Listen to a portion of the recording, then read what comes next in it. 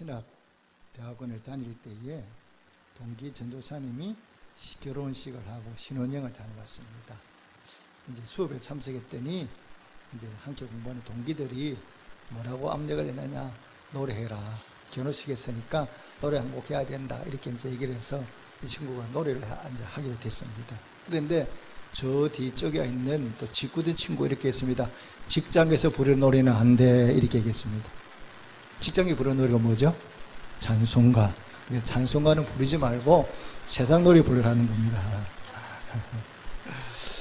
자, 여러분, 찬송가하고 세상에서 부르는 노래를 우리가 보통 뭐라고 유행가라 이렇게 이제 칭호를 하죠. 칭호를 하죠. 그러면 찬송가하고 유행가가 차이점이 어디 있습니까? 똑같은 노래지만 이 유행가 가사는 대부분 뭐냐 그러면 기쁘고 즐거운 노래보다는 이별의 아픔, 고통, 뭐 이렇게 우리가 겪는 세상에서 이렇게 좀 그러니까 부정적인 부분들, 아픈 부분들 이런 걸 가지고 가사로 많이 쓰잖아요. 그러니까 주로 눈물이라든지 이별이라든지 이런 단어들이 이제 많이 들어가는 그런 게 우리가 보통 부르는 이제 유행가 중에 하나죠. 그리고 반대로 우리가 부르는 찬송가를 듣습니까? 그 뭐 슬픔, 아픔도 있지만 이걸 때문에 뭐 낙심하고 뭐 이게 뭐 그런 내용들은 거의 없잖아요. 힘들고 어려도 이래서 앞으로 나갈 수 있고 하나님 우리와 함께 하시니까 뭡니까? 우리가 어려움을 극복해 나갈 수 있다. 한가 용기와 힘을 주는 것이 바로 뭐냐? 찬송가죠. 그래 찬송가는 아무리 힘들고 어려도 이 찬송가를 부르면 어떻습니까? 우리가 용기를 얻을 수가 있어요. 우리가 앞으로 부를 자 오늘 우리가 예배를 마치면 부를 찬송가 432장 제가 가사를 한번 보겠습니다. 자 찬송가 432장 가사를 보면 어떻습니까? 풍랑이는 바다에서도 나 두림 없네 두림 없다. 주 예수께서 늘 깨어 계시도다. 이 흉흉한 바다를 지나면 저 소망의 나라에 이르리라. 우리가 어려움이 와도 없다는 게 아니라 어려움이 온다 하더라도 얼마든지 극복해 나갈 수 있다. 왜? 우리 누가 계셔? 하나님이 계셔. 이게 찬송가 가사예요. 그래서 세상의 노래 속에는 보면 세상 사람들이 이런 찬송가를 부르면 더 마음이 힘들어지는 그런 경우가 참 많습니다. 자, 우리가 세상을 살아가는 동안에 우리에게 뭐가 문제가 발생하면 우리에게 염려라는 게 찾아옵니다. 염려라는 게 찾아오면 이 염려를 하다 보면 우리 마음이 어떻게 나? 낙심이 되고요. 낙심의 끝이 바로 뭐냐? 절망입니다. 그런데 절망 다음은 뭐예요? 죽음이죠. 이러면 우리나라가 우리나라가 이제 불명예 하나 가지고 있는 게 있는데 그 중에 하나가 바로 뭐냐? 우리나라가 OECD 국가 가운데 뭐가 1위예요? 자살 1위예요. 참 가슴 아프잖아요. 이 자살을 한다는 얘기는 무엇입니까? 이 사람이 생을 자기 스스로 마감할 때는 끝낼 때는 뭐가 없어요? 희망이 없는 거예요. 우리 그렇지 않습니까? 내가 이게 어려움이 있겠지만 이 어려움을 극복해 나갈 희망이 보이면 사람은 절대 자살하는 겁니다. 언제 자살하느냐? 내 눈앞에 보이는 게 없는 거예요. 다른 사람은 몰라도 나는 이 문제를 해결할 능력이 내게 전혀 없게 느껴지는 거예요. 이 문제가 왔는데 이 문제를 극복할 만한 능력이 내게 없다고 생각이 드니까 절망하게 되고 절망의 끝이 바로 뭐냐? 그리고 목숨을 끊는 자살로 이어지거든요. 그래서 절망했다는 얘기는 뭐냐? 자살한다는 얘기는 바로 그만큼 내 삶이 절망스럽다. 내게 남아있는 게 아무것도 없다. 이런 생각이 드는 거예요. 그럼 결국 뭐냐? 남들이 뭐라 그래도 나는 더 이상 살아갈 만한 용기가 없다 보니까 사람이 어디로 내몰리느냐? 죽음으로 내몰리게 되는 거죠. 여러분, 우리가 세상을 살아가다 보면 절망할 때 있지 않습니까? 세상을 살아가다 보면 누구만이 이 자살하는 게 아니라 우리도 한두 번쯤은 다 자살을 생각해봐요. 아마 저도 그럴 때가 있거든요. 너무 힘드니까 그냥 세상에 줄을 놓아버리고 싶어요. 이런 게 목사인 저에게도 같거든요. 여러분도 다 마찬가지일 거예요. 한두 번 내가 이 세상을 좀 마감하고 싶다. 진짜 죽어버릴까? 이런 생각 안 해본 사람 거의 없을 거예요. 다 있을 거예요. 한두 번 정도는 다. 이것이 바로 뭐냐? 우리가 사는 세상이죠. 그런데 세상은 우리로 하여금 절망하게 만들고 낙심하게 만들고 우리를 죽음으로 몰아가요. 그럼 우리가 이 세상을 어떻게 살아야 되느냐? 아무리 힘들고 어려워도 우리는 이겨내고 바르게 살아야 되거든요.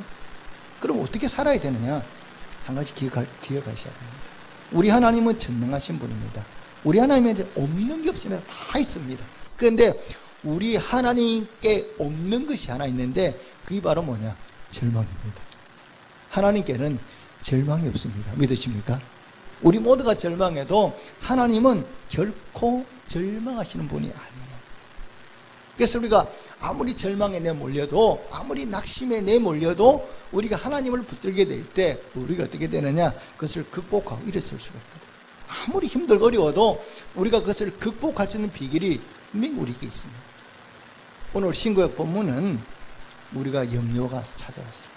내 마음이 낙심될 때, 절망스러울 때 그것을 극복하는 비결, 그걸 극복하고 더 큰 은혜를 받아 누리고 더 복된 일을 살아가는 방법이 뭐지? 이렇게 물어보면 오늘 신구약 본문은 여기에 대해서 정확하게 말씀을 하고 있습니다. 자, 우리 먼저 구약 말씀을 한번 살펴보겠습니다. 자, 구약 말씀을 보니까 느헤미야입니다. 오늘 본문이 주인공이 누구냐? 느헤미야죠. 그러면 이 느헤미야가 어떤 사람이냐? 어떤 내용입니까? 자, 이스라엘 백성들이 하나님께 징계를 받아서 많은 사람이 어떻게 했습니까? 바벨론 포로로 잡혀갔어요. 그래서 지금 이 느헤미야는 지금 이 글을 쓰고 있는 곳이 어디냐? 이 1장의 내용이 어디 있을 때 일어나느냐 그러면 이스라엘 땅 일어난 게 아니라 이게 느헤미야가 바벨론 땅에서 있을 때 일어난 일이거든요. 그러니까 바벨론에 그가 이제 포로로 잡혀갔어요.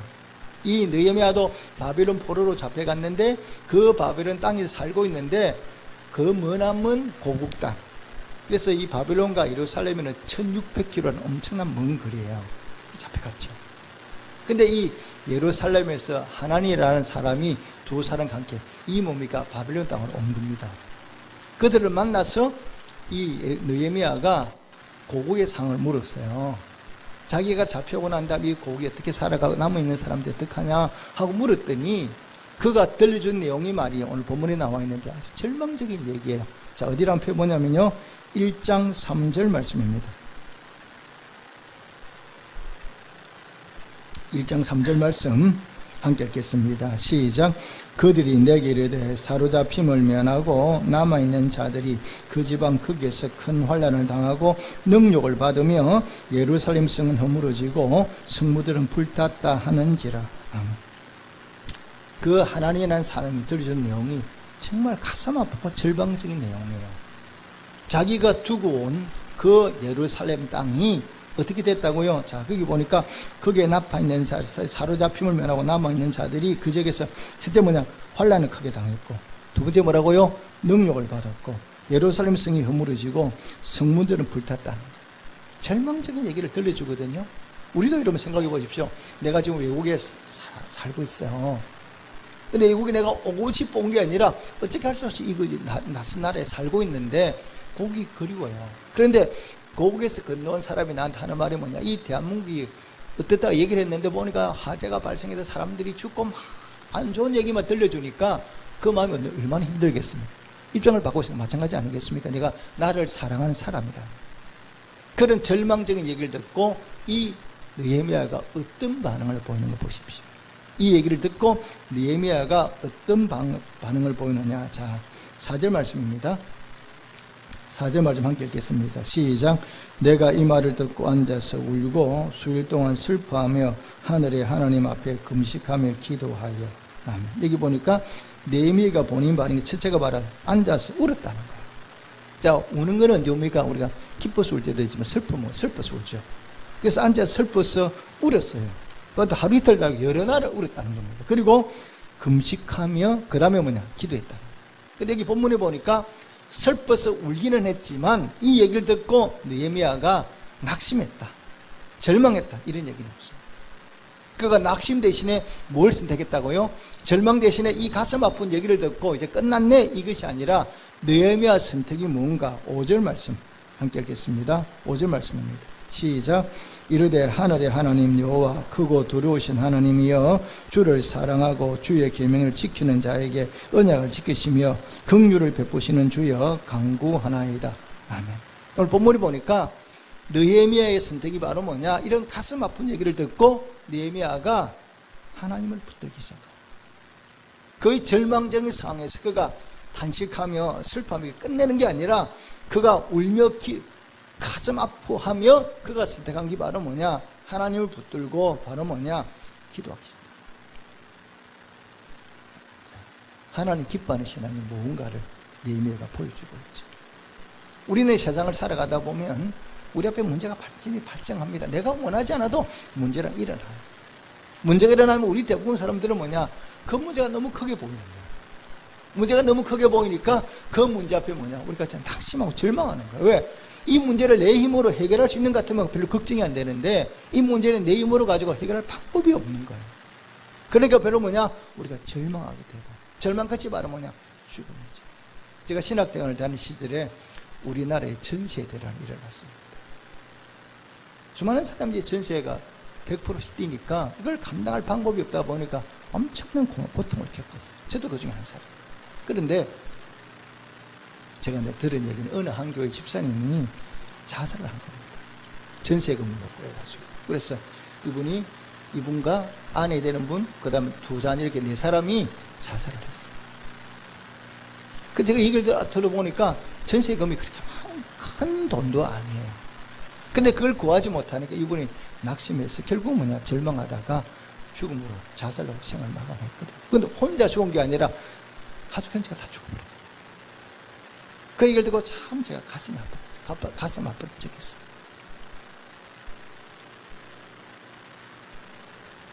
예수를 안 믿는 사람이면 또 그렇다 치지만 예수를 믿는다고 말하는데 이 전세금 문제로 인하여 이렇게 죽음까지 온 가족이 내몰려야 돼요. 한편에 이해가 되기는 합니다. 가정이잖아요. 가정이 전세금이 몰랐는데 이걸 어떻게 감당하고 가족을 끌어나가야 되는데 아무리 돌아봐도 이 돈을 구할 자기한테 그런 능력이 없으니까 결국 뭐냐? 문제만 바라보다가 낙심하고 절망하는 게 죽음으로 모든 거예요. 이런 우리도 기억하셔야 됩니다. 내가 아무리 힘들고 어려워도 우리는 뭐 해야 되느냐? 문제만 바라보는 게 아니라 내 곁에 누가 계셔요? 여호와 하나님이 계시다는 사실을 꼭 마음에 기억하시기를 주님으로 축복합니다. 이 문제를 극복하는 비결은 첫째는 뭐냐? 문제만 바라보는 게 아니라 그 시선을 여기다 딱 꽂고 고정하는 게 아니라 우리의 시선을 어디다 고정을 해야 되느냐? 하나님께 고정을 해야 돼요. 하나님이 계시다는 걸 잊지 말고 우리가 기억하셔야 돼요. 이것이 문제를 극복하는 1순위인 거예요. 이분이 만약 힘들고 어렵지만 하나님이 계시다는 사실을 깨닫고 이번에 그걸 붙들고 하나님께 기도했더라면, 은혜를 구했더라면 아마 그런 비참한 지금까지는 가지 않을 거라 생각합니다. 그래도 우리가 절망하다 보면 하나님이 잘 안 보여요. 낙심이 되면 하나님이 계시는데도 전혀 계시는 그런 느낌이 들거든요. 그러다 보니까 우리가 뭐 하는 거냐? 낙심하게 됩니다. 그러니까 우리가 어려움을 만날 때 기억할 건 뭐냐? 문제만 바라보지 말고 그 문제 가운데 문제 너머에 계시는 그 여호와 하나님을 늘 기억하고 하나님을 붙드는 성도가 되시기를 주님의 축복합니다. 하나님 붙들 때 우리의 삶이 뭐냐? 다시금 일어설 수 있는 뭡니까? 힘이 생겨나기 시작합니다. 느헤미야가 그 가슴 아픈 얘기를 듣고 그가 울고 낙심만 한 것이 아니라 이 느헤미야가 뭘 하기 시작하느냐? 기도하기 시작하죠. 기도하는데 어떻게 기도하는가를 잘 보셔야 돼요. 느헤미야가 기도를 하는데 어떻게 기도하는가? 느헤미야의 기도 내용이 뭔가 보시겠습니다. 자, 6절부터 9절까지 말씀을 교독하겠습니다. 제가 한번 6절 읽겠습니다. 이제 종이 주의 종들은 이스라엘 자손을 위하여 주야로 기도하오며 우리 이스라엘 자손이 주께 범죄한 죄들을 자복하오니 주는 귀를 기울이시며 눈을 여시사 종의 기도를 들으시옵소서. 나와 내 아버지 집이 범죄하여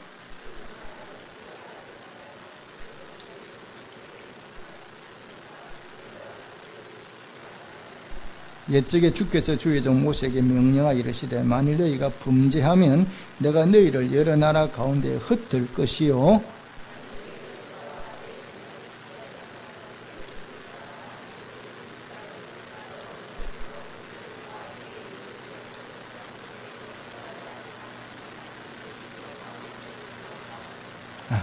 무슨 내용이냐 그러면요, 신명기 30장에 보면 이 말씀이 기록되어 있어요. 하나님이 모세에게 말씀하십니다. 너희가 나를 떠나면, 너희가 범죄하면 내가 너희를 여러 나라에 흩어버릴 거다. 근데 너희가 만약 뉘우치고 회개하고 돌아오면 너희가 하늘 끝에 있을지라도 너희를 다시 다 이 땅으로 돌아오게 만들겠다. 이게 하나님의 약속이에요. 근데 이 약속의 말씀을 누가 기억하고 있어요? 지금 느헤미야가 기억하고 있는 거예요. 그럼 우리가 늘 말씀을 읽고 이 말씀을 기억해야 될 이유가 바로 뭐냐? 우리가 어려움을 만나면 하나님을 붙든다고 얘기하는데, 여러분, 하나님이 우리 눈에 보이는 분이 아니잖아요. 그러면 하나님을 붙든다는 얘기는 뭐냐? 뭘 붙듭니까? 우리가 붙든다는 얘기는 하나님의 약속의 말씀을 붙드는 거예요. 그러니까 하나님이 우리에게 주신 이 말씀을 붙들고, 이 언약의 말씀을 붙들고 기도하는 것이 바로 뭐냐? 하나님을 붙드는 거거든요. 근데 느헤미야가 이렇게 기도할 수 있는 힘이 있었던 게 바로 뭐냐? 말씀을 기억하고 있거든. 이 말씀을 기억하고 있으니까 그 언약의 말씀을 붙들고 기도하기 시작합니다. 우리도 마찬가지예요. 힘들고 어려울 때 우리가 붙들고 하나님을 붙는다는 얘기는 그냥 이름 하나님 잡는 게 아니라 하나님의 약속의 말씀을 붙들고 기도 자리에 달려나와서 기도한다는 이 사실을 여러분 꼭 마음에 새기시기를 주님의 축복합니다. 하나님이 그렇게 말씀하셨잖아요. 하나님 어떤 분이냐? 약속하신 말씀을 반드시 지키시는 분이에요. 그게 어떤 말씀이든지, 우리에게 유익한 말씀이든지, 어쩌면 우리에게 해가 되는 말씀일지라도 그것 하나님은 그 약속한 말씀을 반드시 지켜 행하시는 분이거든요. 그럼 우리가 낙심하지 않고 기도할 수 있는 이유가 뭐냐? 약속의 말씀을 붙들면 하나님은 그 언약의 말씀을 그대로 지키고 이루어주시는 분이시거든요. 이스라엘 백성들이 왜 바벨론 포로로 잡혀갔습니까? 하나님이 이스라엘 백성에게 말합니다. 너희들 나를 떠나면 안 된다. 내가 언약을 맺었어. 이제 너와 나와는 한 가족이 되었고 한 백성이 되었어. 너희가 나만 의지하고 살아라 말씀했는데, 이스라엘 백성들이 하나님을 따라서 어떻게 삽니까? 바알을 섬기면서 하나님 대신에 우상을 섬기며 살아가니까 하나님이 선지자들을 보내서 뭐라고 말씀하십니까? 바알을 버려라. 내게로 돌아와라. 아무리 말씀을 해도 이스라엘 백성은 그 말에 귀를 기울이지 않아요. 선지자들이 외쳐도. 여러분, 이 바벨론 포로로 잡혀갈 때 그때 마지막으로 눈물로 이스라엘 백성들에게 하나님 말씀을 전했던 사람이 우리가 잘 아는 에레미야예요. 에레미야는 뭡니까? 별명이 눈물의 선지자잖아요. 이스라엘 백성들이 그 제약을 바라보면서 가슴 치며 눈물로 이스라엘 백성들이 외쳤어. 뉘우치고 돌아오라. 그래서 이스라엘 백성들이 그 에레미야의 말에 귀를 기울이지 않아요. 그런 이스라엘 백성들 보시면 하나님이 결단을 내리시죠. 성전 건물해버리겠다. 너에게는 내 성전이 필요 없다. 나를 섬기지 않고 우상을 섬기는 너희들에게 내 성전을 밟는 것도 싫다. 하나님이 성전을 허물어버려. 그리고 이스라엘 백성들을 다 바벨론 포로로 잡혀가게 만들어. 그러니까 이 바벨론의 나라가 쳐들어와서 이스라엘 나라에 똑똑하고 괜찮은 사람은 다 잡아가 버리는 거예요. 그러니까 이 느헤미야도 잡혀간 포로 중에 한 사람이고, 우리가 잘 아는 에스겔, 다니엘도 다 포로로 잡혀간 포로 중에 한 사람이거든. 다 잡혀가고 이 고국 땅 이스라엘 땅에 남아있는 사람들은 그냥 요즘 말로 말하면 별 볼 일 없는 사람, 요즘 말로 루저들만 남아있는 거예요. 그런 상황이 된 거예요. 그때에 이 하나니라는 사람이 바벨론으로 와서 들려준 소식, 이런 소식이에요. 여러 사람 성이 무너지고 성물 다 불타버리고 남의 사람 고생고생하며 살아간다, 이런 얘기를 들은 것이 바로 오늘 본문의 내용이거든요. 그런데 느헤미야가 이 아픈 상을 가슴에 품고 하나님의 약속의 말씀을 붙들고 기도하는 거죠. 왜 우리가 바벨론 포로로 잡혀왔냐? 느헤미야는 잘 알고 있는 거예요. 왜? 하나님이 약속하셨거든. 너희가 나를 버리고 우상을 섬기면 너희가 이런 나라를 내가 다 붙잡아 흩어지게 만들 거다. 왜 우리가 바벨론 포로로 잡혀왔어? 이걸 느헤미야는 알고 있으니까 이걸 가지고 기도합니다. 여러분, 느헤미야 시대뿐만 아니라 이스라엘 백성들을 보면요, 예수님 십자가 사건 이후로 유대 나라가 로마에게 멸망당했어요. 유대 나라가 로마에 멸망당하고 로마 사람들이 한 일이 뭐냐? 이 유대인들을 전 세계로 흩어버렸어요. 그래서 유대인들은 디아스포라라고 그러죠. 나라가 없이 전 세계를 유령하며 살았어요. 하나님 약속의 말씀대로 너희가 나를 버리고 너희가 범죄하고 뉘우치고 회개하지만 내가 너희를 다 전 세계로 흩어버릴 거다, 이렇게 말씀했는데 실제로 이스라엘 백성들이 흩어져 버렸어요. 로마를 통해서 이스라엘 백성들이 이 땅에 살지 못하고 다 흩어져 살게 됐어요. 얼마 동안 흩어져 살았어요? 2000년. 이 유대인의 역사예요. 그 바벨론 포로는 70일 만에 돌아왔지만 예수님 십자가 달리고 로마가 유대를 정복하고 난 다음에 이 유대 나라는 2000년 동안 나라가 없이 그냥 전 세계로 흩어져 살았어요. 그리고 가는 곳마다 유대인들은 엄청난 핍박을 받았어요. 사람 대우를 해주지 않아요. 그래서 우리로 말하면 서양에 나오는 글을 보면 제일 멸시하는 사람이 누굽니까? 유대인이잖아요. 그래서 베니스 상이라는 글을 보면 그게 가장 악한 사람이 누구예요? 유대인이에요. 그만큼 유대인들은 전 세계 사람들로부터 핍박받으면서, 근데 그들이 2000년을 고통 가운데 살다가 마지막은 뭡니까? 그리 650만이 히틀러의 손에 다 죽게 됐어요. 그리고 그들이 뉘우치고 회개할 때 하나님이 놀랍게도 그 잃어버린 땅, 2000년 잃어버린 그 땅을 다시 회복해서 이스라엘 나라를 만들어서 그들과 돌아오게 만들었잖아요. 기적 같은 일이 일어버리신 거예요. 하나님 언약의 말씀은 아무리 시대가 가고 아무리 문제가 발생해도 하나님 그 약속을 반드시 지키신다는 이 사실을 여러분 꼭 마음에 믿으시고 기도하는 성도가 되시기를 주님을 축복합니다. 그래 우리 인생이라는 것은 어떻습니까? 하나님을 떠나면요 우리는 결국 끝이 바로 뭐냐? 죽음이에요. 하나님을 떠나는 결과가 뭐야?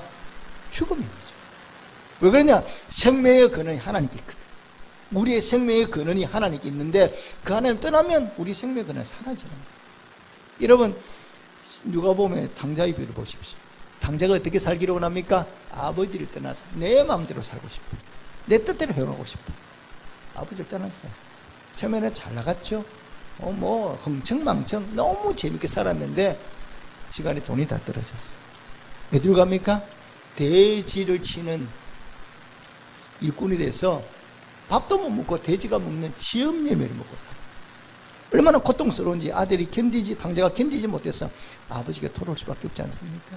내가 이제는 아들이 아니라 종으로 살아도 괜찮으니까 내 아버지 집으로 돌아가야 되겠다. 그리고 돌아오잖아. 돌아올 때 그 삶이 회복되거든요. 여러분 물고기는 어디 안에서만 살아야 됩니까? 물 안에만 살아야 돼요. 물고기가 자는 척하고 물을 떠나면 그건 곧바로 뭡니까? 죽음이잖아요. 물고기가 물을 떠나면 그건 그냥 죽음이에요. 근데 우리가 그렇대요. 물고기가 물을 떠나면 죽는 것처럼 우리가 하나님을 떠나면 뭐냐? 우리가 뭐가 찾아오느냐? 죽음이 찾아오게 돼 있어요. 죽음 같은 고통이 찾아오게 돼 있어요. 그래서 우리 어떤 순간에 와도 잊지 말 거는 뭐냐? 하나님을 나는 떠나지 않는다. 누가 뭐라 그래도 나는 하나님 말씀 붙들고 믿음 안에 거한다. 이렇게 결단하고 하나님 말씀을 붙들고 여러분 기도하는 성도가 되시기를 주님께 축복합니다. 이것이 우리 성도가 바로 뭐냐? 힘써야 될 부분이에요. 어떤 어를 만나도 우리가 할 수 있는 것은 뭐냐? 하나님의 약속의 말씀을 붙들고 어디로 나와야 되느냐? 기도 자리에 나와야 돼요. 이것이 우리가 다시금 살아날 수 있는 그런 뭡니까? 은혜의 시작이거든요.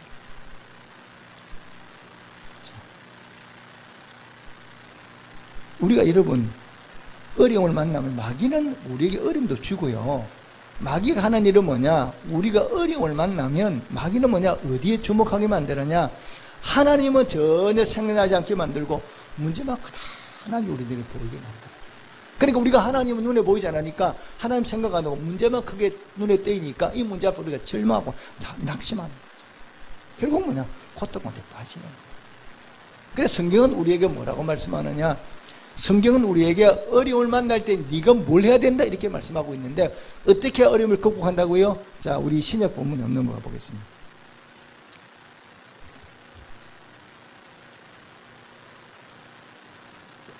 신약 본문입니다. 4장 6절 말씀입니다. 4장 6절 말씀 함께 읽겠습니다. 시작. 아무것도 염려하지 말고 다만 모든 일에 기도와 간구로 너희 구할 것을 감사함으로 하나님께 아뢰라. 아멘. 여기서 주목해 볼 게 있어요. 6절에 제일 먼저 단어가 뭐랍니까? 6절 말씀에 아무것도 이 말이거든요. 그럼 무슨 말이냐? 내가 기도하는데 이거는 되고 이건 안 돼. 이게 없다는 겁니다. 내가 만난 어려움이 어떤 어려움에다 상관이 없다는 겁니다. 이게 물질의 문제든지 사람의 문제든지 질병의 문제든지 어떤 문제일지라도 그것 자체가 문제가 되지 않는다. 어떤 일이든지 너희가 해서는 안 되는 것만 염려하지 말라. 어떤 문제를 만나든지 염려하면 안 된다. 이게 성경의 가르침입니다. 그래서 여러분 염려하지 말고 우리가 뭘 선택해야 된다고요? 오늘 본문에 뭐라고 선택합니까? 모든 일은 뭐라고? 기도하라. 여러분 기도와 염려가 이런 차이가 있습니다. 우리가 어떤 문제를 만났는데 기도하지 않으면 내 마음의 염려가 가득 차는 거예요. 기도하지 않으면 뭐가 찾아오느냐? 마음의 염려와 절망이 낙심이 가득 차 내 마음을 가득 채워버려요. 그래 우리가 문제 앞에만 그냥 넘어져 버려요. 그런데 기도하면 염려가 사라지고 우리 안에 뭐가 찾아와요? 주님이 주시는 평안이 찾아오기 시작하는 거예요. 왜 기도해야 되느냐? 기도하면 처음에는 문제가 이만하게 보여서 막 그 문제 눌려버렸는데 기도 보니까 문제가 이렇게 큰 문제가 만약에 작아지고 그렇게 염려했던 내 마음속 염려가 다 사라지고 기도하니까 내 마음에 뭐가 찾아오기 시작해요? 하나님 주님 평안이 내 마음에 찾아오기 시작하는 거예요. 문제를 극복해 나갈 수가 있는 거예요. 기도가 차이야. 기도가 어떤 능력이 있냐? 바로 이런 능력이 있는 거예요. 그래서 어떤 문제를 만나더라도 우리가 선택할 것은 염려하지 말고 낙심하지 말고 하나님께 달려나와 여러분 기도에 힘쓰는 성도가 되시기를 주님께 축복합니다.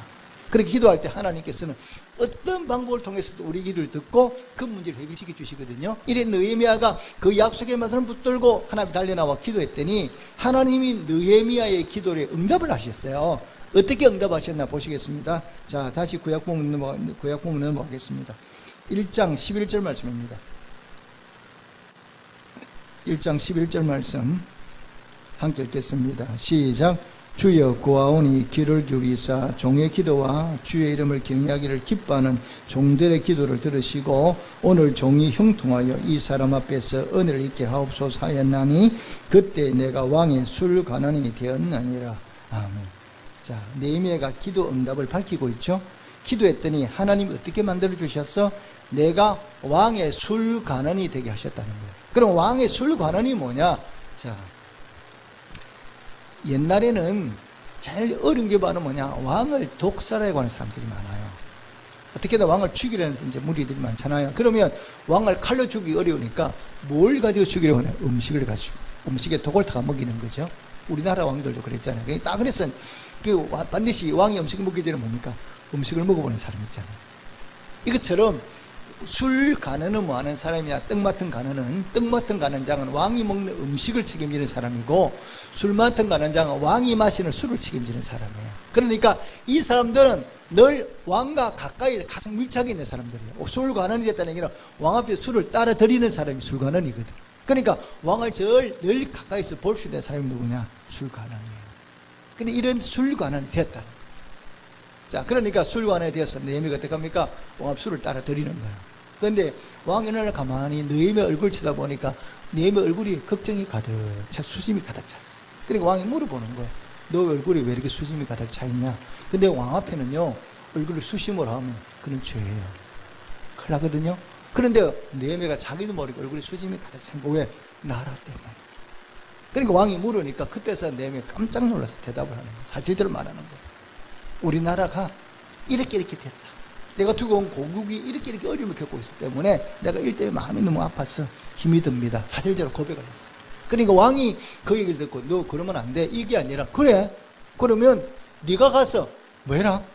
무너진 거 다 건설해라. 성벽도 건설하고 또 뭐야? 성문도 새로 달고. 그러니까 내가 군사하고 모두 필요한 자재를 다 보내줄 테니까 네가 직접 가서 뭐 해라? 그걸 다 하고 돌아온다. 이렇게 얘기를 하는 거예요. 실제로 그러니까 느헤미야가 어떻게 합니까? 왕의 명령을 받고 예루살렘 건너가죠. 건너가서 무너진 성벽 다 불탔던 성문을 다 끝까지 다 다시 회복을 시키는. 근데 이렇게 하나님이 기도했더니 그 느헤미야가 이국 땅에서 바벨론과 예루살렘 1600km가 떨어진 땅인데 느헤미야가 할 수 있는 게 아무것도 없잖아요. 내가 어떻게 해보고 싶어도 할 수 있는 게 아무것도 없으니까 느헤미야가 기도했더니 하나님 느헤미야 기도를 듣고 다른 사람을 보내는 게 아니라 네가 가. 네가 직접 가서 그 예루살렘을 다시금 재건해. 하나님이 이렇게 응답을 주시는 거예요. 느헤미야로 할 수 없는 일들이 어디 기적 같은 일이 일어나잖아요. 근데 여기서 그치는 게 아니거든요. 자, 여기서 그치는 게 아니라 느헤미야가 그 땅에 예루살렘 땅에 건너와 보니까 이스라엘 백성들이 성만 무너진 게 아니에요. 그들이 신앙이 다 땅에 신앙이 다 무너져 버려요. 그러니까 이 느헤미야가 에스라와 함께 가슴을 치면서 백성들을 모아놔다 뭐합니까?